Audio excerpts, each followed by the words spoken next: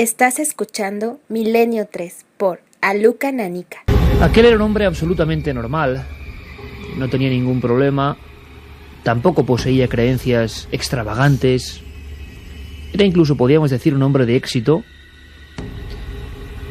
Tenía una casa, estaba soltero y dormía plácidamente. Seguramente en la misma situación en la que están a punto de entrar miles y miles de amigos que nos siguen. Éxito en los negocios, éxito como emprendedor, y su mente habitualmente estaba acostumbrada a calcular, a pensar en balances y en ningún caso en historias atávicas y remotas de otro tiempo. Sin embargo, hacía ya unos cuantos días que, a los pies de su propia cama, en esa nueva casa que se había comprado, en pleno corazón de Madrid, pasaban cosas un tanto extrañas. No les prestó mucha atención. Fueron 2 o 3 golpes, esos golpes que a veces ocurren cuando uno está en el domicilio y que prefiere pensar que serán cualquier cosa. Pero en este caso, en la historia de este hombre al que llamaremos José Luis, se repitieron noche a noche. Aquello, evidentemente, le inquietaba. Pero su mente científica, su mente pragmática, le impedía siquiera mostrar miedo, aunque estaba solo. No tenía por qué disimular. Hasta que una de esas noches, hace no mucho tiempo, vio una sombra justo en la esquina de su cuarto. Una sombra de alguien que parecía ir embozado, alguien que, como si fuese una imagen imposible, digna de una pesadilla de otro tiempo, algo en lo que nadie puede creer ya, llevaba una especie de capa o sábana por encima. Cerró los ojos, los volvió a abrir y estaba allí. En un momento dado, aquella figura, aquella visión, aquella extraña anomalía, fue moviéndose de un lado a otro de la cama, generando una especie de extraña danza. Eran sus ojos, él no bebía alcohol, él no tomaba drogas, volvió a restregárselos con fuerza y en un momento dado aquello desapareció. Y llegó su alivio. Durante el día intentó olvidar por completo lo sucedido. ¿A quién iba a contarlo? ¿Quién le iba a creer? Y siguió con sus negocios, siguió con sus llamadas frenéticas, siguió con sus reuniones de altos ejecutivos.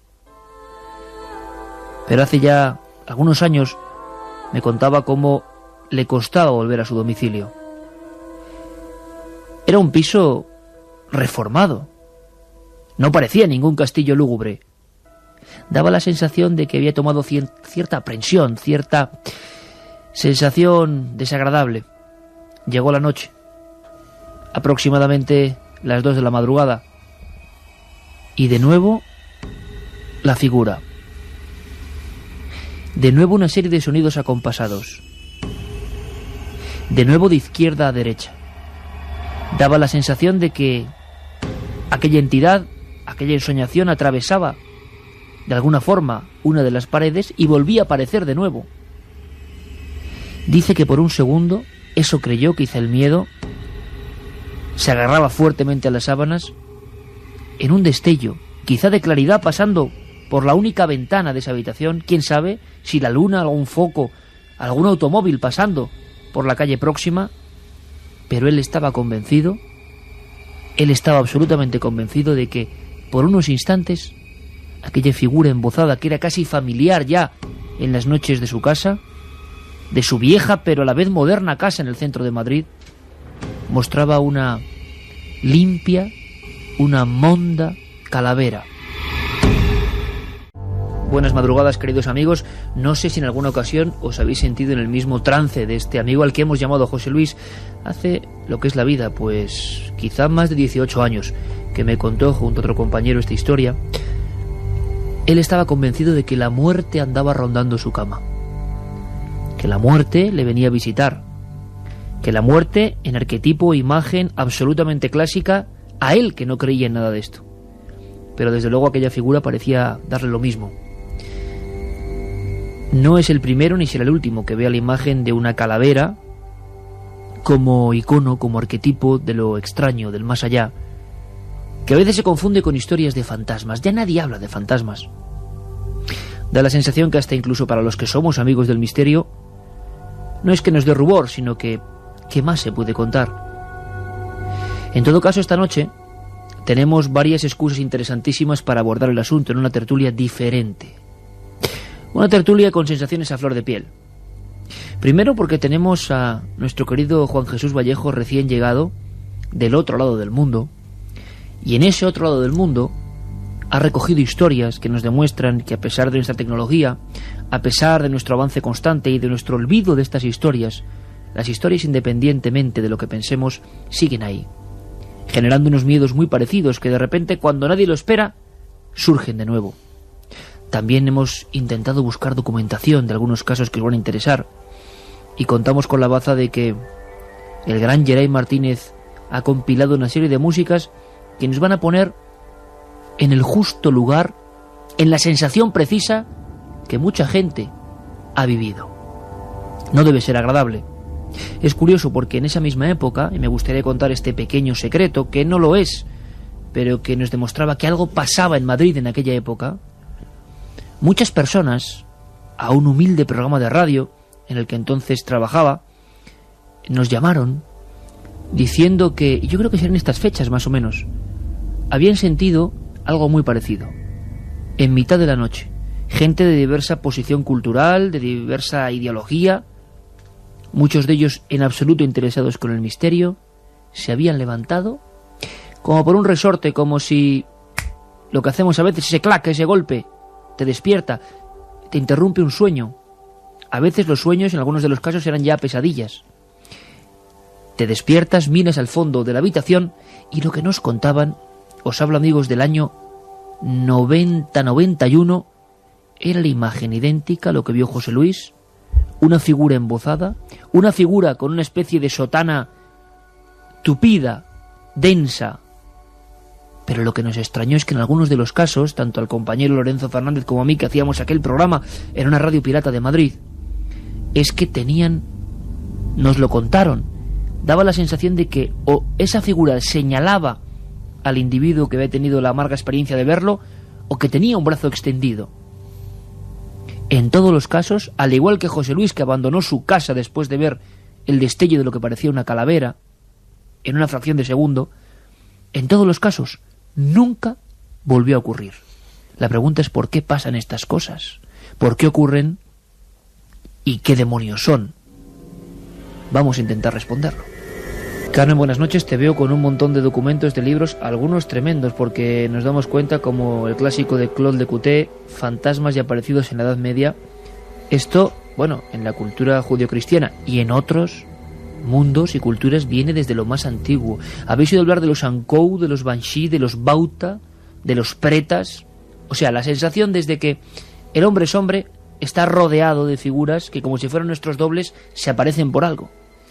Buenas madrugadas, Iker. Pues sí, hay muchísima tradición en todos los países de este tipo de aparecidos, leyendas que desde hace siglos van recorriendo tanto las calles de nuestras ciudades. Muchas de ellas caminamos por ella y no sabemos las leyendas sobre supuestos fantasmas que hay en muchas puertas, en muchas plazas de nuestro país y de todos los países del mundo. Hay aparecidos, se les llaman de diversas formas, pero el núcleo central de esas apariciones es uno. Y muchas veces cuando Juan G, por ejemplo, trae historias de Guatemala, nos damos cuenta que no solamente en ese país se cuenta esa historia, sino que con algunas variantes en muchas partes de Latinoamérica se cuenta la misma historia.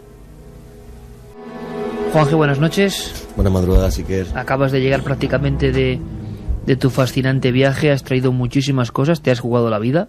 Ya lo contaremos, pero te has jugado la vida, te has jugado la vida. Esta vez de verdad, además 2 veces y de una forma quizás un poco absurda, pero bueno, una está grabada en vídeo, una la va a poder ver la gente en Cuarto Milenio. Quizás un poco por ¿Decimos inconsciente. solo lagarto escorpión? Sí, lagarto escorpión, para que la gente lo vaya buscando por internet. Lagarto escorpión, sí, tuve un serio enfrentamiento, digamos, con un lagarto escorpión, sí. Pues la verdad que vengo bien cargado de historias, Iker, y ahora que estabas contando historias de fantasmas... Te has sentido inmediatamente identificado porque tú, en tus muchísimos años de investigación, como nos ocurre a nosotros, ¿cuánta gente te habrá contado cosas parecidas, no?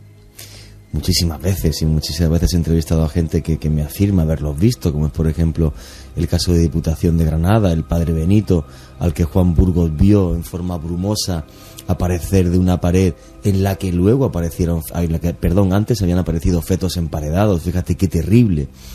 Yo en este caso, por ejemplo, pues vengo de la ciudad de la Antigua, donde he estado investigando durante casi una semana historias de fantasmas, y para mí ha sido increíble encontrar multitud de testimonios que refrendan que existen y que son una realidad. Hay también que pensar que la Antigua es un cultivo y un caldo especial para ese tipo de historias. La Antigua se llama así porque es la antigua ciudad de Guatemala y fue destruida 2 veces por terremotos, con lo cual debajo de esas preciosas casas coloniales, bueno, pues hay todavía infinidad de esqueletos que están allí de gente que pereció por la lava volcánica, bueno, y también por unos derrumbes que hubo de un volcán. O sea, en un lugar marcado por la tragedia, que parece que es uno de los elementos fundamentales para que luego ocurran estas cosas, ¿no? Efectivamente, está rodeada de 3 volcanes, uno de ellos apagado, uno de ellos de vez en cuando da algún susto y otro que está completamente activo. O sea, la Antigua, el mismo día que yo llegué a Guatemala hubo un terremoto de, que no recuerdo, 6,3 de la escala de Richter. O sea, fue bastante, la sacudida fue bastante importante. Y allí viven los fantasmas, las historias por lo menos, y la creencia en ellos. Creencia ciega, pero ya no es el que fulano me dijo, no, mi padre o mi madre lo vivió, yo lo he vivido, mi hermano lo ha vivido. Y fíjate que la pena fue que tuve poco tiempo, porque si no me hubiera gustado llevar un equipo de investigación y estar alguna noche en alguna casa a ver si realmente sucedía algo fuera de lo normal. Realmente, de todas las historias que he escuchado, hay una, la que comentaba antes Carmen, ¿no? La Llorona, pero en este caso la Llorona aquí tiene nombre y apellidos, ¿no? Y era un noble español el que tuvo una serie de infidelidades con una mujer de clase social baja. Ella, en uno de sus encuentros, deja a sus 2 hijos al lado del lecho del río. Hay una crecida del río y los 2 niños fallecen. Bueno, pues esta mujer atormentada se suicida, y lo increíble es que, por ejemplo, uno de los mejores escultores que hay ahora mismo en la Antigua, que se llama, si mal no creo, tengo por aquí el nombre, que es Carlos España, pues me dijo, oye Juanje, yo la oí de niño. Estaba con el mejor escultor que hay en la Antigua, Carlos España. Estaba de niño, estaba con mis primos, estaba con mis hermanos. De repente escuché un grito tan aterrador como jamás he oído en mi vida. Se me paralizaron los pies, la mente, apenas podía moverme. Luego al final sí pude correr. Y cuando se lo dije a mi madre, tanto miedo le dio que me llevó a que me dieran los santos óleos y me hicieran un exorcismo, porque la creencia en la Antigua Guatemala es que cuando tú oyes o te enfrentas a ese tipo de espíritus, intentan robar tu alma. Eso es, en pleno siglo XXI, Iker, un escultor conocido de fama internacional. Casos como este trae Juan G. Vallejo en su faltriquera repleta de antropología, que en el fondo es eso, pero claro, ¿cómo se queda uno cuando las personas, como nos ha ocurrido en España, con el caso con el que iniciábamos, uno de tantos, ¿no? Uno de tantos perdidos en un marasmo increíble? ¿Qué se ve y qué ocurre? Un grito, un alarido, la historia de la Llorona, Carmen, que viene desde muy, muy, muy, muy atrás en el tiempo, que se expande por toda Latinoamérica realmente, y que nos habla eso de una mujer atormentada, ¿no? Sí, además, al parecer tiene su origen en la mitología azteca, en una diosa que se llama Chihuacoatl. De ahí viene esta leyenda que luego se transforma y se puede encontrar en ciudades también como México. En México, por ejemplo, hubo hasta un toque de queda a las 11:30 de la noche o así. Todo el mundo tenía que estar en sus casas porque hacia la medianoche se escuchaban los lamentos, los gemidos de una mujer. Nadie se atrevía a mirar por las ventanas por si les podía pasar algo, por si ese alma en pena la podía llevar con ellos. Y solo unos valientes acercaron sus candiles para iluminar a esa mujer que veían que llevaba ropajes blancos y siempre un velo por encima de la cabeza. Normalmente por las noches recorría diferentes partes de la Ciudad de México. No siempre hacía el mismo recorrido, pero siempre acababa en una plaza en la que se arrodillaba, daba el mayor lamento de todos, se podía oír en toda la ciudad, para luego levantarse e ir caminando hacia el lago, y cuando llegaba a este se introducía en sus aguas y allí desaparecía. La historia contaba lo mismo, que varios hijos de esa mujer se habían ahogado hay diferentes versiones, o se habían ahogado o ella misma los había ahogado con sus propias manos para huir con un hombre joven. Desde entonces se dice que la Llorona se aparece, pero no es una leyenda porque hay nombres y apellidos en diferentes noticias, en diferentes medios de comunicación aparecen. Antes hacía referencia Juanje a Guatemala, y en Guatemala, al parecer, la Llorona se está apareciendo, pero como si fuera una chica de la curva. Esa leyenda urbana, entre comillas, de la chica de la curva, hace apenas un año ha tenido eco en los periódicos guatemaltecos porque, con nombres y apellidos, Óscar Gustavo Vicente dice que se encuentra con ella. Hay denuncias ante la policía. Hay varias personas, todos hombres, de entre 18 y 35 años, que aseguran haberse encontrado con esa Llorona, con una mujer vestida de blanco que les da el alto en el camino. Algunos de ellos tienen accidentes, por eso se ponen las denuncias ante la policía, y estos los han podido investigar diciendo que sí, que al parecer se ven los frenazos de los coches como si no quisieran atropellar a alguien. Han tenido accidentes leves, ninguno ha muerto, y por ello lo han podido contar todos. Esta noche, como veis, perdemos un poco esa pátina que habitualmente nos envuelve de intentar ser rigurosos, no porque este tema no sea certero o riguroso, sino porque hay que penetrar a fondo en él y contar las historias tal y como nos las han contado. Aquí, Iker, se dan los datos de que ocurre en la curva de la Negrita, está a unos 35 kilómetros de la Antigua.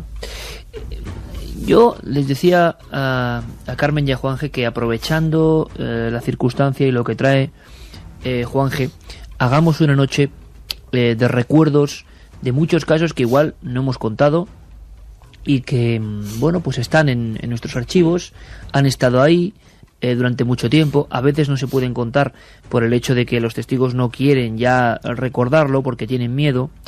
Yo estoy recordando, por ejemplo, uno de tantos de aquella primera época de radio, que dices, bueno, gente además completamente normal, que había establecido un vínculo de contar sus historias. La gente tiene necesidad a veces de contar. Yo recuerdo un caso, como en el que he contado al inicio, pues el nombre no podemos darlo. Recuerdo que fue uno de los primeros casos que nos llegó, que era la provincia de Madrid, en el sur, que incluso fuimos allí y tuvimos una experiencia bastante amarga porque sí que nuestras grabadoras registraron algo, o parecía que había unas cuevas muy profundas, donde luego supimos que habían tirado en la antigüedad habían tirado a muchas mujeres. Esto está en las cercanías de Chinchón, cerca de Chinchón. No exactamente en Chinchón, pero sí en una población pequeña cercana. Y había una especie de palacete o de casa antigua, y la persona reclamaba nuestra presencia porque habían aparecido diferentes cosas. Había unas bodegas, como eran típicas, más que bodegas, cuevas, porque no había tinajas ni nada parecido, y antiguamente nos contaba el dueño de esos terrenos que tiraban a muchas mujeres. Una experiencia que fue tremenda, que yo la viví en primera persona, fue grabar ahí abajo, y además en absoluta soledad y silencio, en absoluta soledad y oscuridad, porque el otro compañero tenía que estar arriba. Y sí que en la grabación se oían pues como unos cascos de caballos, daba la sensación de unos carros con unos cascos de caballos. Había una historia de un espejo, y la persona, siempre según su testimonio, muy asustada, que también puede dar a entender que, bueno, uno luego va ampliando las sugestiones, ¿no? Pero recuerdo una visión que era un pasillo típico con algunas antigüedades, un espejo, y cuando ya había habido varios fenómenos, mirar al espejo, o sea, no ver nada, sino mirar al espejo, y que en la esquina inferior derecha aparezca algo que debe estar a la espalda de quien mira, y que era un niño que sonreía. Un niño que sonreía y mostraba la mano. No recordaba el hombre si con todos los dedos, o lo que le espantaba es que mostraba una mano donde faltaba algún dedo. Y de inmediato desaparecer esa imagen. Claro, el miedo hizo que esta persona, que tenía unas fincas y unas propiedades, prácticamente no quisiera volver a ese lugar y tenerlo casi encerrado. Nosotros realmente, hay que decirlo, no pudimos tampoco extraer ninguna conclusión. Sí que recuerdo de esas otras experiencias, esas cuevas y esas grabaciones magnetofónicas que te demuestran que quizá con otros medios se podría saber algo más, pero la sensación es que estos casos acaban en el testimonio, testimonios como los que esta noche vamos a escuchar. Incluso, si os parece, vamos a viajar por la historia en algunos casos que desde la antigüedad. Hablaba de la cara de una calavera al principio, y me he enterado que, por ejemplo, en Gales, los llamados Ankou son unos esqueletos con la misma descripción que he dado, una especie de tela vieja, un esqueleto, y la creencia es que van en un carro y que ese carro de alguna forma se queda con tu alma, ¿no? Esa sensación de la procesión de los muertos, que en algunos lugares, si las ves, quedas un poco maldecido, se va a repetir en Guatemala. Tenemos algunos testimonios que van en esta línea, Juanje. Sí, pero yo aparte quiero romper una lanza, porque cuando comentabas antes, y es verdad, los que nos dedicamos al misterio, hay veces que nos cuesta hablar de fantasmas porque dice, es que la gente no me va a creer porque es un testimonio, es tal. En este caso, en la Antigua he recogido bastantes testimonios que ahora escucharemos, pero me vas a permitir, Iker, que cuente en 3 segundos un caso de los que tengo miles en casa y que para mí es clave para entender qué son los fantasmas, porque para mí es el caso mejor investigado de la historia y el más real de ellos. Te voy a explicar el porqué. No, me lo vas a explicar luego. Ah, vale. Porque nos tenemos que marchar, claro. Vale. ¿Dices tú cómo lo has presentado ese caso? Es el caso de los fantasmas de la tesorería de York que vio Harry Martindale, un policía de Scotland Yard, y que investigó Paul Bannister, un escritor y periodista muy conocido. ¿Y para ti es el caso de los más importantes del mundo? Para mí es el más importante porque es el caso más incuestionable de toda la historia de los fantasmas. Bueno, pues esta noche, que estamos aquí los tres en una sensación, eso de tertulia antigua, como las que hacía mucho tiempo que no hacíamos, Juanje nos va a contar esta historia, y nosotros muchas más. Regresamos ahora en unos minutos. Esta noche es especial, de tertulia más íntima, pues como se juntaban los viejos investigadores hace muchos años. Hay una película y hay un libro que recoge un poco, es muy antiguo, esta sensación que yo tengo ahora mismo. Una es Extrañas historias de un periodista y otra es una película que hizo hace pues casi 30 años Sebastián Darboux, que se llama Viaje al Más Allá, donde un genial Narciso Ibáñez Menta de alguna forma hacía, en una zona del Pirineo casi remota, cercada por la nieve, una reunión de investigadores, y él era un poco maestro de ceremonias junto a un magnetofón. Ese ambiente ya perdido, ¿no? Como podía haber, por ejemplo, en las antiguas reuniones de espíritas donde se compartían casos. Eso es un poco el ambiente que queremos recrear esta noche, pero con casos reales. Empezábamos con esa historia de José Luis en Madrid, una de tantas historias, una figura a los pies de la cama, el destello desde fuera de algo luminoso, bien sea un coche, bien sea la luna, el miedo, el agarrotamiento, tensado con las sábanas, aquello está ahí, parece una sombra, pero cuando pasa esa luz por la única ventana, José Luis está convencido de lo que ve es una calavera.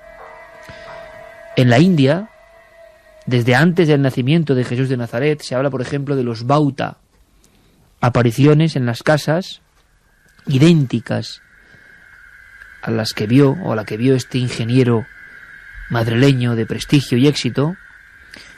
La única diferencia es que los bauta aparecen quemados.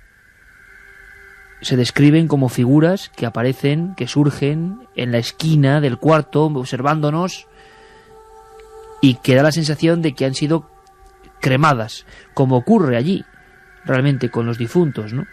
Las cenizas, el fuego, el agua y la calavera. Así nace el mito o la realidad de los bauta, que se sigue contando de familia en familia durante los últimos 3000 años. Nos íbamos en la primera media hora habiendo contado una serie de casos que muchas veces no han salido de nuestros archivos, porque siempre amparándonos en el rigor, en los datos, a veces es que no quieren estos testigos contar lo que nos contaron a nosotros personalmente, y tenemos que hacerlo pues poniendo un nombre como José Luis o tantos otros nombres. Pero Juanje Vallejo se marchaba esta primera media hora prometiéndonos un caso, él que ha vuelto de Guatemala con un sinfín de historias terroríficas, metido, ¿no?, en esa atmósfera, un caso que para él es principal y que tenemos que conocer, y yo estoy ansioso, Juanje. Pues sí, la verdad es que cuando yo empecé a investigar historias de fantasmas, casos como el de Federico García Lorca en la Huerta de San Vicente, casos como los fantasmas de la Alhambra, ya en aquel tiempo vivía en Granada, pues hubo un momento también que a mí me asaltó la duda, ¿no? Y empecé a rebuscar en casa, en mis archivos, y empecé a comprar libros y libros y libros, hasta que una vez leí una historia, que luego pude cotejar que era completamente cierta. Me gustaría ir a Inglaterra a investigarla un día, porque te aseguro que no conozco un caso igual, y te aseguro que ese caso me cambió mi forma de ver no solamente los fantasmas, sino lo paranormal. Y imagínate, hace un pequeño ejercicio de abstracción, imagínate un policía de Scotland Yard con un ojo intachable, más de 1,90 m, más de 120 kilos de peso, Harry Martindale, tesorería de York, de madrugada, piedras que llevan allí pues casi 2000 años. Este hombre está abajo solo en el sótano y de repente dice que de una pared aparece pues un señor con una especie de faldín de color verde, que no le ve las rodillas porque van como sumergidas por el suelo, que lleva un casco de cuero, una espada a su cintura, y detrás de él aparecen en fila de a dos personas con el aspecto completamente demacrado, cansados, con unos escudos redondos, quédate con ese dato, con otros cascos de cuero, con otras espadas. Justo detrás aparece un caballo fantasmal y encima un hombre con un casco de metal esta vez, pero con plumas de vivos colores. Cuando Harry Martindale ve esto, se tira al suelo muerto de miedo y no puede ni hablar. La aparición puede durar como 1 minuto y es un desfile fantasmal que se mueve delante de él en uno de los edificios más antiguos de Inglaterra. No puede dar explicación a esto, no quiere contar nada, pero sus amigos se enteran y esto llega al final a la prensa, y es Paul Bannister, un escritor, el que se empecina en saber 100% qué es lo que le ha pasado a Harry Martindale. Realmente pudo ver algo que sucedió en el pasado y de forma sorprendente pasó otra vez delante de él. Entonces fue a ver a varios historiadores ingleses junto con Harry Martindale para que dibujara y diera fe de lo que él había visto, y la respuesta de los historiadores fue muy sencilla. Miren ustedes, caballeros, las legiones romanas llevaban escudos cuadrados, rectangulares, para hacer una formación defensiva que se llama la tortuga. No se conocen casos donde los romanos lucharan con escudos redondos. 6 años más tarde, a unos 500 metros de la tesorería de York, en una excavación arqueológica, aparecieron los restos de la 6ª legión romana que iba de refuerzo a Inglaterra. Los escudos eran redondos, exactamente igual como dijo Harry Martindale.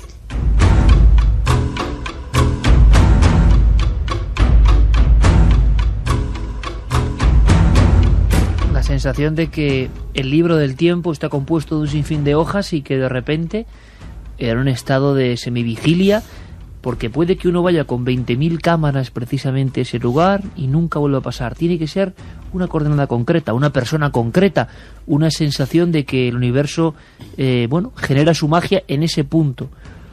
Qué curioso, no muy lejos de ese lugar, Juanje, no muy lejos, también en el Reino Unido, en el llamado castillo de Glamis, por ejemplo, varias personas, luego los investigadores fueron incapaces de cazar a la figura. Observaban la imagen de lo que parecía una mujer aterrorizada, corriendo. Alguien incluso intentó detenerla, pero aquello se desvaneció en el bosquecillo cercano. Hay más de 50 testigos, castillo de Glamis, de que lo que veían, quienes pudieron percibir la presencia de frente, algunos desde algún vehículo en la carretera secundaria cercana, era una mujer que corría, es decir, desde un punto de la nada, al lado de un gran edificio, castillo, hasta un bosque, siempre la misma trayectoria, una carrera de unos 100 metros, alguien desesperado. Y la leyenda o la verdad, o los testimonios recogidos hasta 1939, que es hace nada, 1939, es que esa mujer tenía una cara de horror terrible que no podían ver los testigos que observaban desde otra posición y que solo veían la espalda y una especie también de faldín de esa mujer que parecía de servicio, pero los de el otro lado, los que pudieron verla de frente, aseguraron que la mujer iba con la boca muy abierta y sangrando por la boca. Se conoció la historia de una criada concreta en Glamis a la que, por una serie de infidelidades, le cortaron la lengua y la arrojaron a la hoguera del propio castillo, que está allí. La propia chimenea sigue allí. Y eso no se supo hasta tiempo después. O sea que las sorpresas de estas visiones a veces revelan historias que no se conocían. Otro de los casos célebres, y no muy lejos, en Escocia también, tierra pródiga, es el de, en los años 70, o sea, hablamos ya de hace muy poco tiempo, una especie de cementera de obras inacabadas. Esas típicas obras que se quedan ahí en un cruce de caminos por los siglos de los siglos. Mucha gente transitando para ir a ciertos puntos del país, en la zona norte de Escocia, hablaban de unos alaridos, como tú decías con La Llorona, unos alaridos terribles, unos alaridos que no eran gatos, que no eran animales, que parecían en todo caso los de un joven que estaba en proceso de agonía. En el año 1978, la construcción hace que se compren de nuevo los terrenos y se descubre en la montaña de cemento armado, junto a una vieja hormigonera, el cuerpo de una persona que cayó accidentalmente y que nadie reparó en que su tumba estaba allí, que se había quedado atrapado en el cemento. Y mucha gente hablaba de esos gritos que incluso salieron en la prensa británica durante bastante tiempo.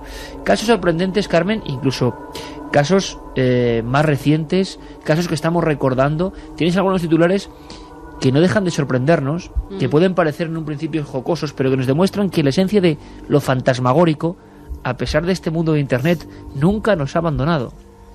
Pues sí, noticias de última hora que además con las próximas Olimpiadas pues se ha puesto de moda.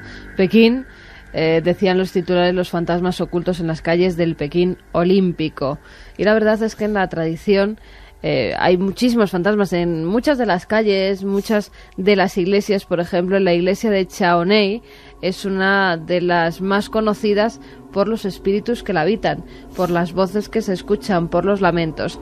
Al parecer, en esta iglesia, que hoy está abandonada, un sacerdote inglés desapareció, no se volvió a saber de él. Entonces fue ocupada por un alto cargo del gobierno de la República de China y por su familia.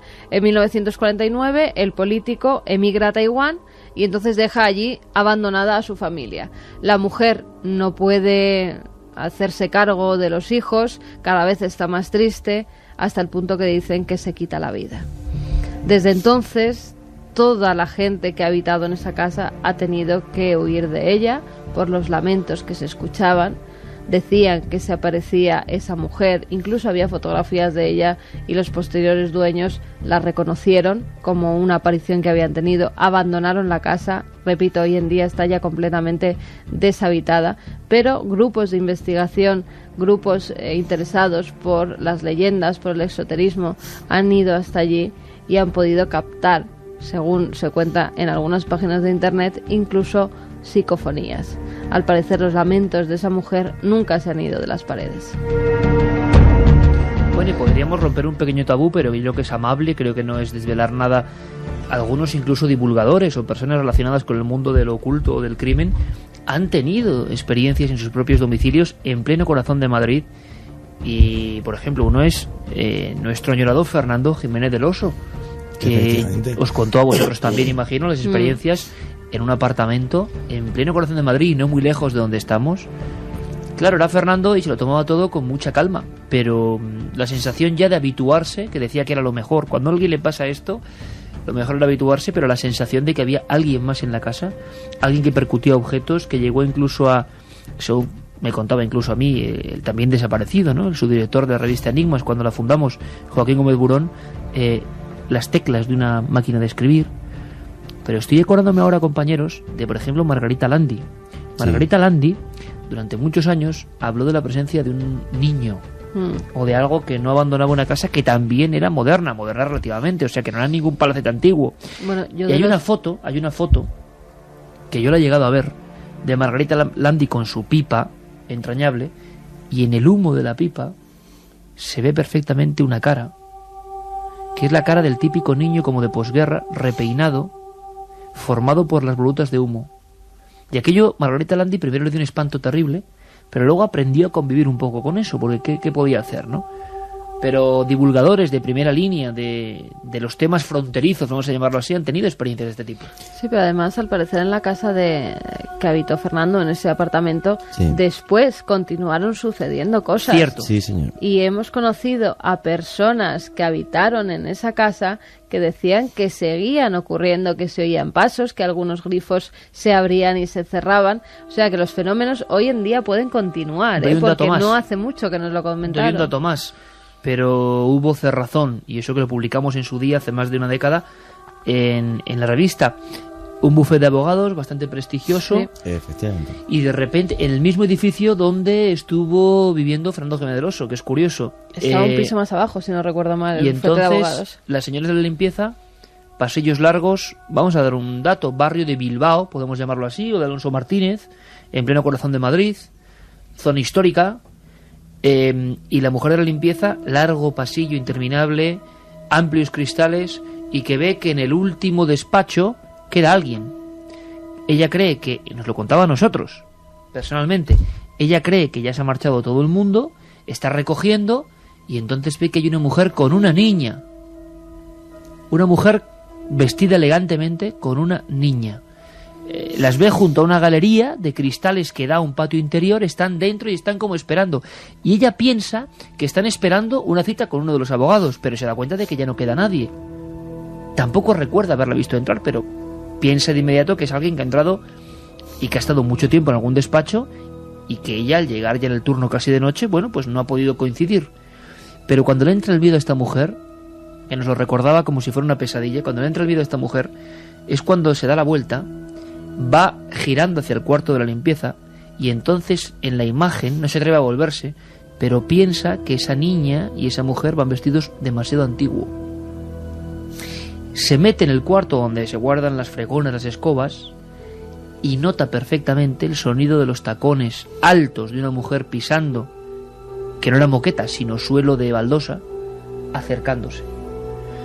Y ella, aterrorizada, se cierra y pasa la noche en el cuarto con las fregonas, las escobas, bloqueando la puerta, y durante 2 o 3 horas los tacones de una mujer están haciendo la guardia, pasando delante de ella. Desaparecen, allí nadie sabe nada, y varias empleadas de la limpieza de este bufete de abogados, que publicamos la historia en su día, directamente piden la carta de despido porque no pueden aguantar eso.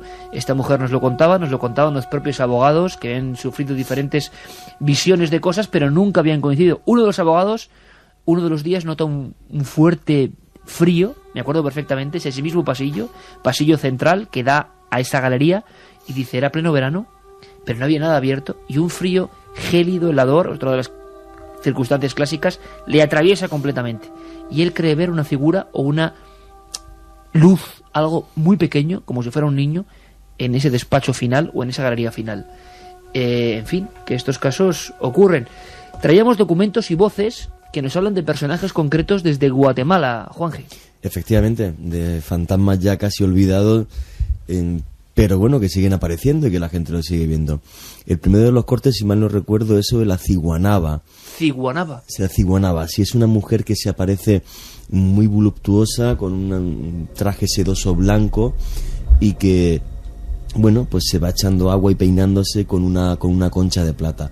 El problema, como todos los espectros que hay en la antigua Guatemala, es que si te acercas a ella o si la sigues, puede que tu alma corra peligro. La ciguanaba es una mujer que busca las pilas públicas para bañarse. El huacal con que ella agarra, aquí le conocemos como huacal, con que ella agarra el agua para echárselo encima, echa unos destellos con los rayos de la luna. Dicen que es de plata, dicen. Pero nosotros, al acercarnos, el cuerpo se nos ponía feo, todo erizo, la lengua gruesa, los pies dormidos, era una cosa. Y por eso es de que siempre nos obligaban a nosotros a cargar alguna cosa de metal para ponerlo en la lengua, y eso cortaba el efecto del espanto. Eso cortaba el efecto del espanto. Hay un elemento que también es muy curioso y que puede estar unido a las historias de fantasmas, que son las marcas físicas. Ocurre mucha fenomenología diversa, marcas físicas en la piel, Juanje, arañazos.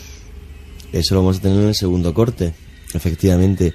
Y es que el problema de la ciguanaba, de esta mujer fantasmal que se aparece en algunas fuentes de la ciudad de la Antigua, es que si te dejas embelesar por su belleza y la sigues hasta el bosque, luego la gente aparece completamente desorientada. Algunos dicen que incluso más que desorientado, sino como un poco oído, y además con todo el cuerpo lleno de cortes, hasta tal el punto que la gente que le ha sucedido esto hay que hacerle un exorcismo. Y usted llegaba y miraba a la señorita a lo lejos, vestida tal y como había quedado ella. Y usted se iba acercando, y la mujer esta iba caminando, y usted, por un atraído a saber por qué, la iba siguiendo. Y no podía usted dejar de seguirla. Y cuando usted venía a sentir, lo tenía metido en una finca de las que habían alrededor de la Antigua. Y usted aparecía con la cara toda arañada. Esa era la ciguanaba. Y para volverlo a usted a su estado normal, ya cuando los familiares se daban cuenta de esto, era de ir a buscar a un sacerdote que le fuera a rezar y le echaba echar agua bendita. Es curioso siempre el remedio que tiene que ver con la religión, pero en otras religiones muy distintas los fantasmas aparecen por igual. Los kuei del mundo japonés, con los pies ardiendo siempre, ¿no? O una cosa que buenos amigos siempre interesados en el mundo de la parapsicología, aquí hace unos años Santiago Vázquez lo comentó en más de una ocasión, lo de faltar alguna parte del cuerpo, ¿no? Que era como algo que los grandes investigadores de la parapsicología y la metapsíquica hablaban, ¿no? Apariciones donde faltaba una pierna, faltaba una mano, faltaba la mitad de la cara, incluso, como antes comentaba Juanje, se ve una especie de soldado, pero las piernas van hundidas en el propio suelo, ¿no? Bueno, mira, decías tú que les faltaba alguna parte de su cuerpo. En Guatemala, precisamente, hay una tradición que son las casas de espanto, así las llaman en los diferentes libros que cuentan fenómenos poltergeist que se producen en diferentes viviendas de la Antigua. Y dicen que en la mayoría de ellas los fantasmas que se aparecen les falta alguna parte del cuerpo. Sobre todo los miembros de los que suelen carecer son las piernas o los brazos o la cabeza. Es muy normal que se encuentren a personajes sin cabeza, los descabezados. Y todos estos provocan una serie de fenómenos. Yo los he recogido de algunos de los libros que nos ha traído Juanje, Leyendas populares de aparecidos y ánimas en pena en Guatemala, por ejemplo, de Celso Lara Figueroa, y en los que se dice que suelen provocar fenómenos poltergeist y a la vez una cosa que a mí me ha estremecido y es terrible. En esas casas se suele escuchar una especie de rezo, como si hubiera gente rezando el rosario o alguna oración seguidamente, repetitivamente, que no se sabe de dónde viene. El rezo, todo un elemento clásico. Unos susurros que parecen decir una oración y no se sabe de dónde provienen. Bueno, yo es que nosotros, en toda esa época que estaba contando, principios de los años 90, que, bueno, nos interesaba especialmente la parapsicología, cuando trabajábamos en Radio Enlace, Radio Alameda, Onda Verde, con el ya mencionado compañero Lorenzo Fernández, recuerdo que nos llegaban un sinfín de casos en la provincia de Madrid, que era nuestro radio de acción. Bueno, pues uno de los más estremecedores era el de un abogado, también parecido al ingeniero que hemos comentado al principio, pero distinto porque lo que él escucha, y el apartamento es nuevo, son casos ya muy antiguos, no nos permitían dar el nombre, tampoco testimoniaron directamente, siempre era como nos ha ocurrido muchas veces, ¿no? Juanje, Carmen, alguien que te lo cuenta, bueno, en fin. Y suele pasar, ahora muchas veces nos encuentran, nos cuentan las historias, pero no quieren. Hace unos pocos días, por ejemplo, en plena feria de recoletos del libro antiguo, pues personas del mundo de la aviación, tal, te cuentan cosas, ojalá podáis investigar esto, pero les cuesta luego mucho, evidentemente, decirlo. Este hombre, claro, con esa imagen yo tuve alguna pesadilla, porque este hombre estaba, por cuestiones laborales, su familia residía en Aragón, si no recuerdo mal, y él tenía que trabajar aquí en Madrid en una empresa importante de un bufete de abogados, y estaba durmiendo con la cabecera de la cama muy próxima a la puerta. Una habitación no muy grande, bastante sencilla, donde no tenía que pasar nada, y recuerda perfectamente la noche en la que empieza a escuchar algo. Piensa enseguida en alguna disputa en la calle, mira por la ventana, nada. A la segunda noche, tercera noche, aquello continúa. Llega a levantarse, encender las luces, nada. Y una de las noches que se aterroriza, distingue perfectamente que alguien se agacha al otro lado de la puerta, sin abrirse ninguna puerta de la casa, se agacha al otro lado de la puerta. Él nos contaba que llega a notar como ese sonido de la ropa cuando se dobla alguien agacharse, ¿no? Alguien que lleva, por ejemplo, un tocado y reza un Padre Nuestro. Alguien le estaba rezando un Padre Nuestro a través de la puerta a este hombre, que por supuesto se lo despavorido, sobre todo porque la última noche que pasó allí llegó a ver una figura. Ya no sabemos si es el terror, la sugestión, estar en ese ambiente, yo ya no lo sé, pero nos confesaba de entrar en la casa y ver desde el pasillo a una figura que parecía hecha un ovillo o que parecía estar acuclillada junto a la puerta. Luego también, uno de los casos que más me aterra de fantasmas siempre, uno de los elementos que se repite mucho son los resucitados. Cuando el fantasma que aparece tiene tuvo nombre y apellido. Como me pasó, por ejemplo, a mí en Granada, en el caso de la Cruz Roja, el comandante Ballesteros, cuando luego la gente que se cruza con él dentro, es más, a una persona incluso le golpea la espalda y le pregunta, y luego a los pocos días, todos aterrados, ven la fotografía de este hombre que había trabajado allí mucho tiempo. O sea, igual que le pasó a Harry Martindale, que vio realmente lo que fue los restos de una legión romana y esos resucitados que iban vestidos de militares. Pues, por ejemplo, en Granada sucedió eso en el caso de la Cruz Roja, o el caso terrible que tú comentabas, donde esta mujer que aparecía sin lengua, pues también tuvo nombre y apellido, ¿no? O sea, son Oye, casos y ya, que y ya realmente... mojándonos un poco, aunque podríamos un día hacer esta pregunta a todos los componentes del equipo, claro, de ver un espectro es muy difícil y parece que además ocurre a ciertas personas en ciertos lugares y por algo. Pero, ¿en alguna ocasión habéis sentido un miedo atroz porque estabais casi seguros de que se iba a aparecer algo? Yo la única vez en mi vida que he visto un fenómeno poltergeist, creo que lo he contado una vez, éramos 3 personas exactamente, fue en la casa de verano de Federico García Lorca, la Huerta de San Vicente. Estábamos en la parte de arriba dando una vuelta, y cuando bajábamos del piso superior al inferior, la mecedora se estaba meciendo, no por un soplo de aire ni nada parecido. Hay que decir también que la casa es una casa museo, está todo cerrado herméticamente porque hay algunos cuadros de Salvador Dalí, y aquello se mecía como si alguien Además, estuviera vaya encima. imagen, Juan, una mecedora meciéndose, madre mía. Yo me quedé bastante helado. El que se puso histérico fue el guardia jurado, que además no se cortó nada, fue para ella, la agarró y la paró en seco. Y yo ahí sí me quedé como un poco de decir... Miedo, claro. Sí, miedo, y déjalo, yo que sé, si... No entendía lo que estaba pasando, jamás en mi vida lo había visto y jamás en mi vida he visto nada parecido a eso, ni creo que vuelva a sucederme. Pero lo vi y te aseguro que todavía en mi mente no tiene ninguna explicación. Pero ninguna. Carmen, ¿tú? ¿Alguna sensación previa o de estar a punto, ese miedo concentrado? Sí, miedo, sí. Además, ni siquiera había empezado a estudiar la carrera de periodismo. Sí me había interesado por estos temas, leí algunas cosas, pero en Alicante, una casa de unos amigos, 4 pisos. La familia está, algunos en el piso de abajo, donde estaba el salón. Madre e hija tumbadas en una cama en el piso de en medio. Arriba del todo tenían lo que era la terraza, la cocina, y la niña pequeña que estaba jugando abajo, justo donde se encontraba su padre y su hermano también. La madre y una de las hijas comienzan a oír como una especie de pelota botando. Empieza a botar, y se creen que es la niña pequeña. Le dicen que pare, incluso la chillan, que deje ya de jugar a esas horas de la noche, pero no estaba jugando. Se dan cuenta que la niña pequeña está abajo y arriba se oía una pelota botando. Era una estancia bastante pequeñita que había Pero me anexa... cuentas que tú viste eso o escuchaste algo. Sí, vamos, a mí me lo cuentan, y al día siguiente se trataba de una amiga mía y acudo a su casa.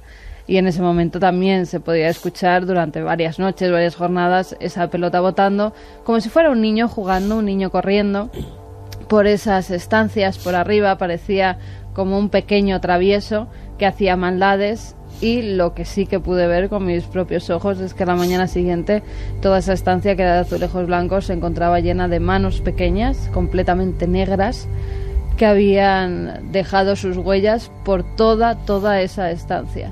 Manos que se quedaron allí durante un tiempo, no se podían borrar, incluso intentamos quitarlas con diferentes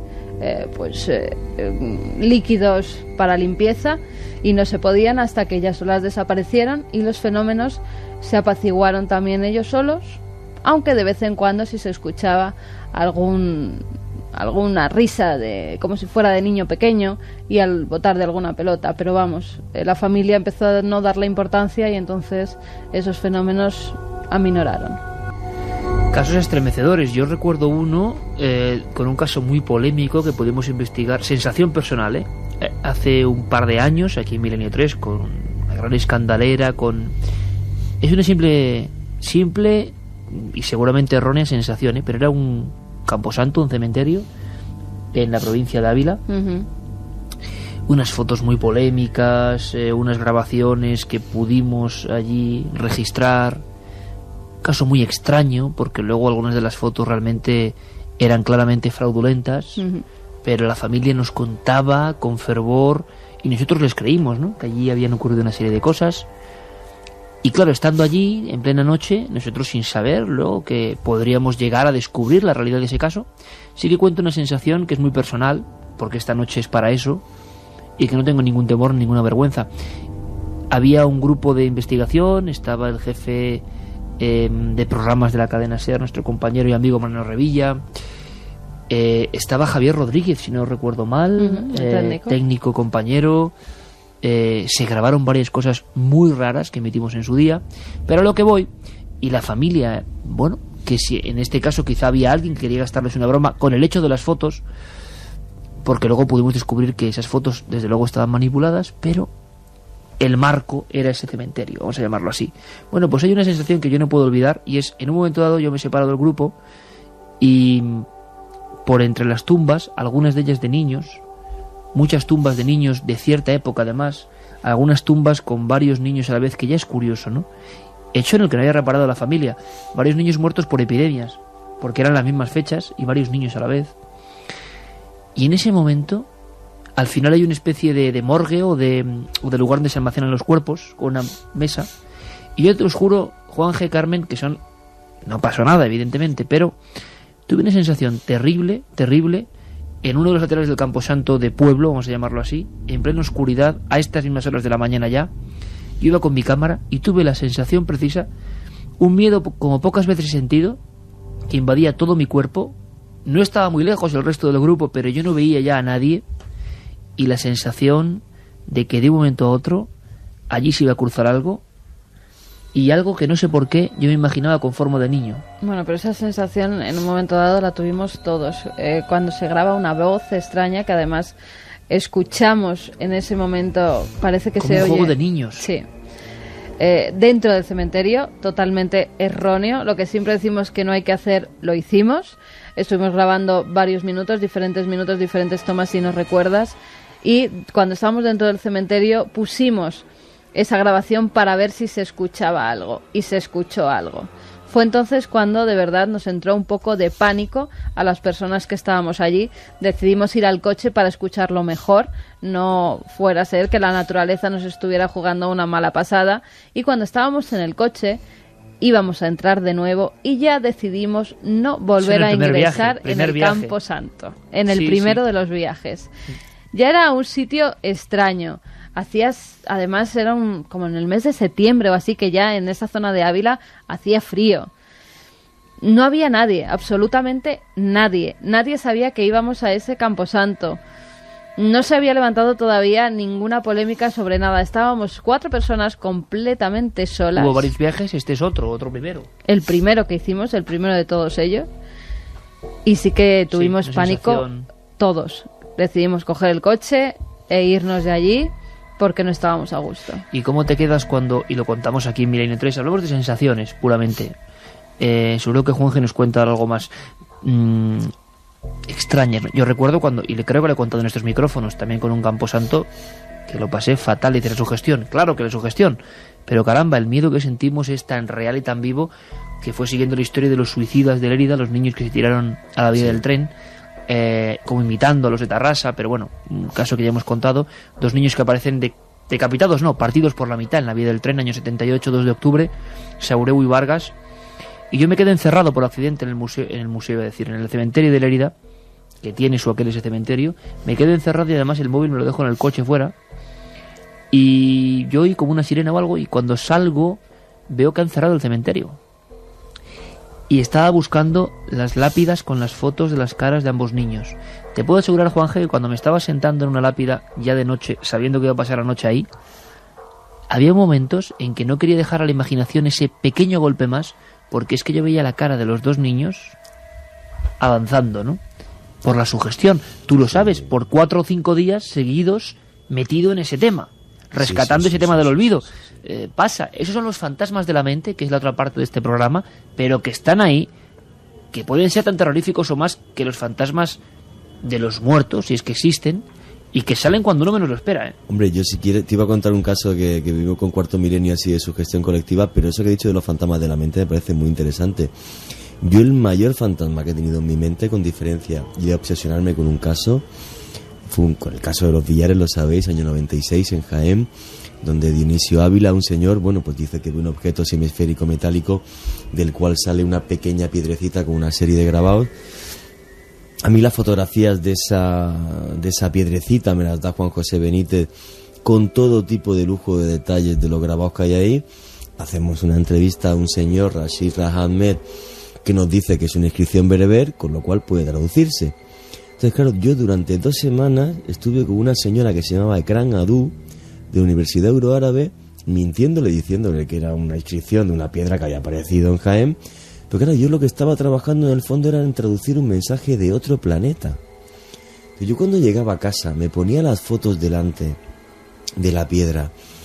Todavía recuerdo el número de diccionarios de raíces de bereber en Milut Taifi, porque aprendí a traducirse en antiguo. Otro libro que me trajo Juan José Benítez, el único diccionario que existe de Tamashek, del idioma tuareg, que me lo leí entero para corroborar los signos. Me leí el diccionario entero y yo dije, Dios mío, ¿estoy investigando o me estoy volviendo loco? ¿Por qué me van a mandar a mí un mensaje de otro planeta y no al resto de la humanidad? ¿O por qué me tiene que tocar a mí precisamente esto? Y es una sensación de decir, voy por el... pérdida de conexión con la realidad. Voy por un filo de la navaja en el que pienso que no me debo de meter. Y bueno, no hace unos días... Hay muchas personas que se meten, ¿eh? Hay Claro. muchas personas que después de viajar entre la realidad y tu propia mente, les juegan malas pasadas la mente, y ha habido investigadores que han acabado muy mal creyéndose sus propios fantasmas, viendo sus Pero propias Illuminati, apariciones dijeron, ¿no? en las Sí, habitaciones. muchos, pero que da miedo. Yo tengo algún buen amigo, no me voy a decir su nombre, que a mí me dejó un poco estremecido porque me contaba, y un gran experto en que a los pies de su cama había un niño aguardándole, un niño que se giraba hacia él sonriente. Claro, dices, oye, puede ser verdad. Bueno, hablabas de niño también, si no recuerdas mal, nos contaron que en Jaén, en la zona de los archivos de la catedral, Casi nada la zona, ¿eh? Sí, sí. también se aparece un pequeño. Y además la persona que nos lo contaba decía, es que yo lo he visto, es que a mí me salía entre los archivos y estaba jugando conmigo. Yo verdaderamente creía que un niño se había colado en esos archivos y era imposible. Y la persona que nos lo contaba era un religioso que trabajó allí durante algún tiempo, con lo cual me da todavía más credibilidad por ese voto de no mentir, que no puede mentir. Y nos decía que sí, que le había pasado en diversas ocasiones, que ya al final pues no hacía caso, pero que se oían sus risas y cómo iba corriendo entre los archivos. Siempre que hemos querido ir a grabar a la Catedral de Jaén, nunca nos lo han permitido. De todas formas, hacemos el llamamiento y luego pasan cosas que tienen que ver con lo fantasmagórico o no. Hace apenas una semana conocemos a una persona de forma totalmente casual que había estado muchos años, ojalá podamos hablar con ella. Fíjate qué época, Juanje, del año 69 al 80 más o menos, en el archipiélago canario, en el mundo de la aviación, ¿no? Claro, me decía que habían visto de todo, que muchos nunca lo contarán, pero que incluso objetos o aparatos, hasta con cúpula, a unos 60-70 metros del ala. Cosas increíbles. Y esta mujer nos lo contaba con una gran emoción, y en un momento dado además menciona cierto punto del sur de Lanzarote como lugar un poco estremecedor, un poco extraño, y da la casualidad que es de todo el archipiélago canario, el punto concreto, el carácter concreto, donde nosotros tuvimos una experiencia también de ese miedo que de repente te lleva, y un miedo que de repente te ciega un poco, y nosotros que ya estamos un poco curtidos, ¿no?, de espanto, pero es un miedo que te bloquea y que aparece y que si encima no sabes nada de este tema, tiene que ser más difícil de llevar, ¿no? Tiene que ser más complicado. En las investigaciones, bueno, decíamos antes que Juanje, por ejemplo, pues ha podido ser picado por un animal ponzoñoso que además podía haberle matado perfectamente. Son miedos físicos, sí. Pero cuando ese otro miedo entra, por ejemplo, ese miedo de la mecedora girando sobre sí misma, es otra cosa. Sí, te iba a decir, para mí, cuando hablabas de la oscuridad y tal, el mayor momento de miedo que yo he tenido en mi vida, irracional, aunque también un poco humano, ¿no? Yo estuve una vez en Yucatán, estaba con Alberto Rivera, que es un escritor mexicano el que ha investigado mejor Chichén Itzá y tal y todo esto, y hablé con él de mil historias, ¿no? Y en aquel almuerzo que tuve en medio de un rancho, en medio de la selva, pues había un periodista que me comentaba, y no le han hablado de los aluches y tal. Me dijo, no, pues es que los chamanes mayas auténticos saben crear, es como una especie de golem, lo que le contamos a la gente si quiere lo que es el golem, crean con barro y algunas hierbas de la selva y algunas semillas un ente que tiene la capacidad de moverse y asustar, y los dejan en determinados lugares para que la gente no vaya y les asuste. Y es cierto, cuando fui a firmar el arco del Abná, pues resulta que me decían que la gente que trabajaba allí todas las mañanas hacía ceremoniales y rituales para que los aluches no les molestaran durante el día, porque los aluches pueden perseguirte hasta tu casa por tocar territorio sagrado. Bueno, yo fue una historia que escuché allí, que me impactó, porque además este periodista me dijo que había visto uno una vez y no le di más importancia, hasta que años más tarde, buscando aquella locura que era el oro del Tacarcuna en el Darién, pues estaba una noche en las tiendas de campaña y bueno, pues me tocó levantarme a hacer mis necesidades, obviamente, en la selva. Y te aseguro, yo iba con una linterna muy pequeñita aquí puesta en la cabeza, y cuando andé como 30 metros y te envuelve ese ruido increíble que tiene la selva de noche, que oyes 1000 tipos de bichos y no sabes ninguno cuál es. Luego me di cuenta de que encima voy descalzo, ¿sabes? Por si piso cualquier cosa. Pero vi una oscuridad como nunca había sentido. Y me acordé de repente, cuando estaba en aquella oscuridad, no me acordé de si me picaba una serpiente. No. Me acordé de los aluches. Dije, si me cruza a mí ahora mismo algo por delante sobrenatural, me muero aquí del miedo. Es lo mismo que lo que te he comentado del niño del cementerio, esa misma sensación. Vamos con otro documento, simplemente para que lo escuchéis, para que lo paladeéis, porque también en Guatemala, en ese otro lado del mundo, para comprender que todo es global, se habla de procesiones de ánimas. Juanje, vamos a escucharlo. Dos señoras salieron a la ventana a ver la procesión, y se acercó uno de los que iban acompañando el cortejo procesional y le dijo, hágame un favor, guárdeme este cirio y mañana vengo por él. Y las señoras le guardaron el cirio. Dieron las 8, dieron las 9, dieron las 10 de la mañana y el señor no llegó por esto. Ellas, con la curiosidad, fueron a abrir la gaveta donde tenían, y no era tal cirio, era el fémur de un humano el que tenía, que les apareció ya en la gaveta. O sea, que el asunto de la procesión de los muertos que se cruza con nosotros es internacional y global. Y te has encontrado casos que podríamos pensar, como entrar el pecado, de que solo ocurren, por ejemplo, en Galicia, en Zamora, en Salamanca, pero no. Sí, aquí en la Antigua además tiene una particularidad. O sea, a los muertos hay que dejarlos tranquilos. No se puede molestar a la procesión de ánimas. Por eso esta señora, cuando coge la vela, luego al día siguiente es un hueso, como una amenaza de que su muerte puede estar próxima. Pero lo más increíble de esta leyenda no, porque una de las personas que trabajaba con el cronista de la ciudad me dijo que a su madre le pasó de verdad, y tiene nombre y apellido. Ya podrá ver la gente en Cuarto Milenio en el programa de televisión, la historia que me cuenta este señor además. Bueno, pues si tú eres capaz de seguir la procesión de ánimas y entras en el cementerio, el ataúd que va, si te acercas, lo que va es tu propio cuerpo. Y es aterrador. ¿Por qué el mito, la verdad, surge de esa forma? ¿Por qué impregna el mundo, incluso culturas que no han tenido conexión hasta hace tiempos relativamente cercanos en lo que es la historia del planeta Tierra, ¿no? ¿Por qué? ¿Por qué pasa esto? Bueno, esta noche se ha producido aquí yo creo que impregnados, ¿no?, por la aureola musical que nos ha metido de principio a fin el amigo Jeremy Martínez, se ha generado algo distinto, ¿no?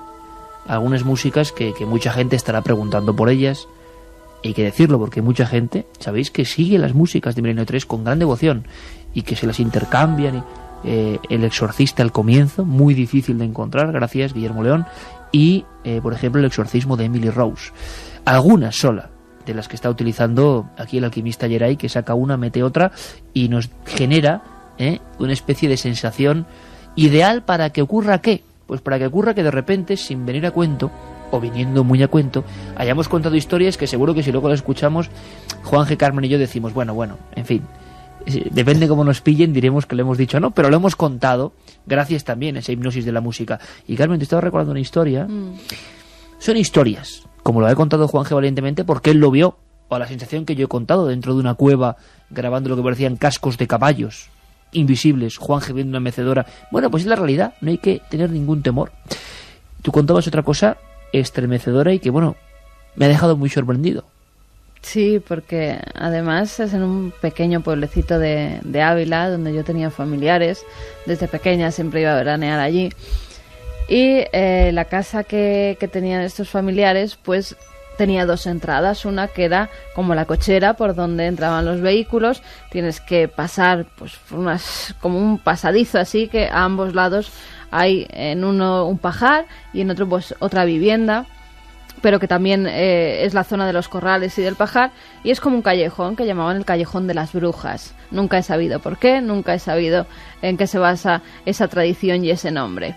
Pero lo cierto es que tendría yo 14, 15 años, eran las fiestas del pueblo, y como solemos hacer siempre, pues entrábamos por el sitio que nos quedaba más cerca. En vez de entrar por la puerta principal y dar toda la vuelta, porque estaba en la plaza, pues para atajar, entrábamos, tanto mi hermano como yo, por el Callejón de las Brujas. Y entonces estaba yo caminando, yo sola, por ese callejón. En ese pueblo nos conocíamos todos, con lo cual no había ningún peligro de que pasara nada. Estaba entrando por ese callejón, me disponía a abrir la puerta, cuando escucho una voz como de una persona anciana. En el pajar de la izquierda no hay nadie, pertenecen a mi familia y no hay nadie, y en el de la derecha lo que había era un matrimonio joven con niños, no había ninguna persona anciana allí. Lo que yo escucho es la voz de una anciana que me dice: te estoy mirando. Pero puede ser alguien oculto en la noche, en mitad de... Te aseguro que no, y conozco bien, perfectamente esas construcciones. A mí me dio tantísimo miedo que salí corriendo, no me paré ni a abrir la puerta, salí corriendo por el callejón para entrar por la puerta principal, porque de verdad que fue una voz que me heló la sangre. Es más, desde entonces yo no he vuelto a entrar sola de noche por ese callejón. Es decir, historias que nos han pasado a todos y que te marcan y que además las recuerdas con perfecta nitidez. Yo no sé si a Carlos Largo. Carlos, buenas noches. Buenas noches, Iker. ¿Te ha pasado algo parecido? ¿Alguna sensación de terror que tenga que ver con lo sobrenatural? Espero que no, igual tienes suerte y no. Pero todos los que estamos aquí sí hemos tenido ese toque de lo extraño o no, ¿no? Yo de momento no me ha tocado nada de estos temas. Porque llevas poco en Milenio. Debe ser. Dentro de un par de años nos lo cuentas. Lo que sí nos trae don Carlos es alguna información a bola pluma para comentar de forma rápida, Carlos, porque hemos hablado de un sinfín de historias. Yo no sé cuántas historias, Juan, que hemos contado esta noche. Hacía tiempo ya que había que hacer una tertulia de este tipo. Pero... cuidado, la palabra fantasma, que como decíamos al inicio del programa, parece como muy denigrada, como que hasta nosotros mismos la desterramos un poco, no, en fin, no nos gusta mucho, pues sigue presente en las noticias, en la actualidad, en los teletipos. Sí, en la actualidad, de hecho hace muy poquitos días Carmen nos traía la historia, que bueno, vamos a recordarla un poquito, del Hospital de Santa Cruz en Chile. Parece ser que varios pacientes del hospital e incluso también empleados del propio centro decían que veían la figura de un sacerdote y de una niña pequeña que paseaba por esos pasillos de un edificio que actualmente está en obras y que, bueno, pues parece ser que justamente en la zona donde antiguamente estaba el depósito de cadáveres era donde se aparecían tanto la niña como el sacerdote. Lo curioso de la historia es que... Iban juntos. Por distintos pasillos, pero los pacientes y los empleados los veían siempre a las mismas horas del día y concretamente los martes. Hablamos, concretamente Carmen habló con José Pinto del diario La Cuarta de Chile y vamos a escuchar, si te parece, lo que nos contaba. Perfecto. Son alrededor de 8 a 10 pacientes que están en esta unidad de cuidado intensivo y donde ha sido visto el sacerdote. Pero todo esto son de tranquilidad, son de paz. Se ha buscado de la factibilidad de que esto. Nosotros hemos seguido tratando de indagar algunos antecedentes dentro del hospital, pero por supuesto se han negado, producto de que obviamente esto ha sido más o menos en secreto, todo lo que está ocurriendo. Pero hoy en día, te reitero, es la construcción de este nuevo céntrico hospital en Santa Cruz, que lleva prácticamente alrededor de 6 meses, y se prevé de que dentro de 6 a 8 meses más esté ya prácticamente totalmente construido, y así evitar un poco estas situaciones que han acontecido, estos fenómenos paranormales que han ocurrido en el interior de este hospital colchagüino en la provincia de Colchagua, a aproximadamente unos 80 a 100 kilómetros de la región de O'Higgins, donde hoy nos encontramos.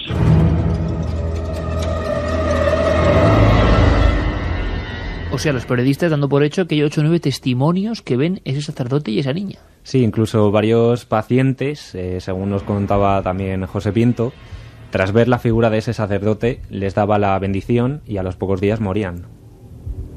Caramba. Lo contábamos hace un tiempo, pero claro, volver a escucharlo y en esta noche te deja... ¿Más noticias, Carlos? Sí, también, bueno, vamos a recuperar una noticia que salió en el año 2004, pero que es muy curiosa también en esta tierra, en Chile. Parece ser que en una casona en la región de Quinta Normal hay una casa que es de propiedad actualmente municipal, en la cual varios vecinos de la zona decían que presenciaban varios fenómenos extraños, tanto siluetas, cortes de luz, e incluso cuentan que en una de las esquinas de la casa había una gárgola en la que siempre los coches se chocaban allí en esa esquina frente a esa gárgola. Los fenómenos dicen que se llevan produciendo desde hace 100 años.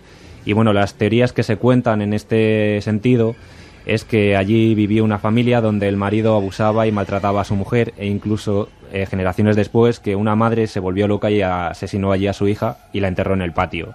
Como decimos, actualmente la propiedad es municipal, pero bueno, la casa fue pasando de familia en familia. O sea, 2 ejemplos, en este caso de Chile, que nos demuestran que las historias de fantasmas llegan a la prensa, se habla de ellas, están presentes. Sorprendente cuando menos, y historias que desde luego las coge Edgar Allan Poe y las escribe, ¿no? La madre matando a la hija, enterrándola ahí. ¿Más cosas, Carlos?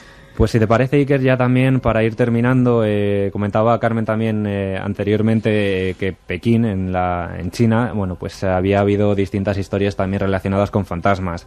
Curiosamente, el año pasado, en el 2007, Pekín prohibía la venta de varias revistas que contenían la palabra fantasma en sus titulares. Así pues, revistas como Cuaderno de Muerte e Historias del Horror pues fueron retiradas. Se piensa que allí, concretamente en Pekín, las autoridades policiales piensan que podrían afectar a la salud física y psíquica de los jóvenes, concretamente. Y bueno, este pasado mes de febrero del 2008, esta prohibición también se extendió incluso a las películas de terror. Se prohibió tanto la venta como el rodaje de películas que tanto éxito le han tenido en los últimos años. Pues estupenda crónica, Carlos, porque nos da la sensación de que el temor, nunca mejor dicho, ¿no?, en ciertos lugares a los fantasmas, ahí que era la tierra de los Kuei, ¿no?, y las tierras de los Banshee, que aparecían quemándose, mujeres a veces de cara famélica y blanca, pelo moreno y quemándose. Todo el cine oriental de esta tradición antigua cogió esos elementos tan arquetípicos del cine moderno de terror japonés que tanto ha dado que hablar. ¿Por qué da tanto miedo el terror japonés? Bueno, en fin, no hablamos de China, pero en fin, un mundo más o menos parecido. ¿Por qué da tanto miedo? Pues da miedo porque es real y porque esos directores y muchos de los actores que creen en lo que están contando, y eso le da un aspecto completamente distinto. No, y hay muchas tradiciones, tanto en China como en Japón, en las que se basan esas películas, por ejemplo, con el agua. Yo recuerdo que hicimos un programa donde hablábamos de esas tradiciones, de esos fantasmas chinos y japoneses, en los que, por ejemplo, no podían pasar las personas por algunos túneles en los que caía agua porque se oían las voces de sus seres muertos. Desde entonces, por China, si veían, no pasaba nadie por debajo de esos túneles, porque siguen creyendo fervientemente es verdad. En que esas tradiciones siguen vivas, en que esos espíritus siguen manteniéndose allí. Pero bueno, también se hay que decir que es una barbaridad que el gobierno chino prohíba el cine de terror. Yo antes prohibiría la prensa del corazón y la telebasura, pero el cine de terror... No hay todo que un prohibir clásico. ninguna cosa. Claro que que sí, tienen que hacer. claro que sí. Hemos empezado, gracias compañeros, ha sido una noche muy especial. Hemos empezado con una visión a los pies de la cama y he recordado, no sé por qué, otro de esos casos antiguos. Bueno, dicen, verdad, no... cada uno, y sobre todo quienes los viven, desde luego es una verdad que puede marcar una vida. Uno era también una especie de risas o de rezos en la parte del otro lado de la puerta de la entrada, y nos contaba esta persona que mirando por la mirilla lo que se encontró fue un niño sonriente que de inmediato desaparecía sin ni siquiera bajar las escaleras. O sea, la cara de ese niño sonriente le estaba mirando a él por la mirilla. Una escena que yo tampoco puedo olvidar. Me la contaron hace más o casi 20 años y todavía no la puedo olvidar. Yo espero que esta noche todos los amigos no olviden la cantidad de historias que hemos desgranado aquí, que son parte de nuestro acervo cultural y que muchas veces seguramente esconden el gran secreto de la historia, de la vida y de la muerte. Que paséis una feliz semana. Nosotros regresamos mañana mismo. Con sorpresas. Con muchas sorpresas, hay que decirlo. Y especialmente gracias, Geray Martínez. Un fuerte abrazo a toda la nave del misterio.